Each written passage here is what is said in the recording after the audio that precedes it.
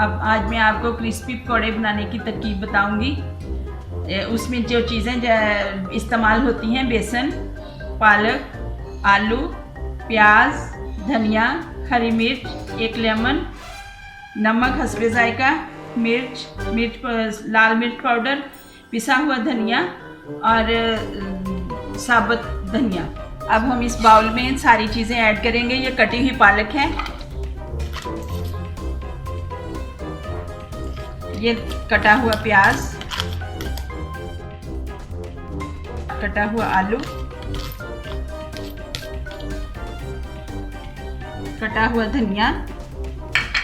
अब इसमें बेसन, हस्बे ज़रूरत बेसन इस्तेमाल करेंगे।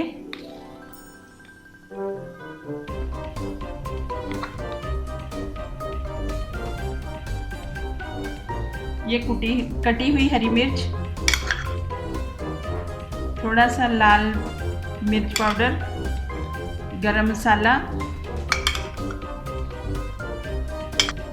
खुश्क धनिया,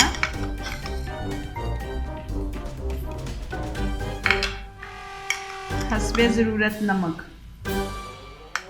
हाँ जी, जो मैंने आपको अभी से चीज़ें दिखाई थी वो सारी मिक्स करके ये मैं पकौड़ों के लिए बैटर तैयार है। 2 ऑयल के चम्मच खाने वाले डाले हैं। बिस्मिल्लाहिर्रहमानिर्रहीम।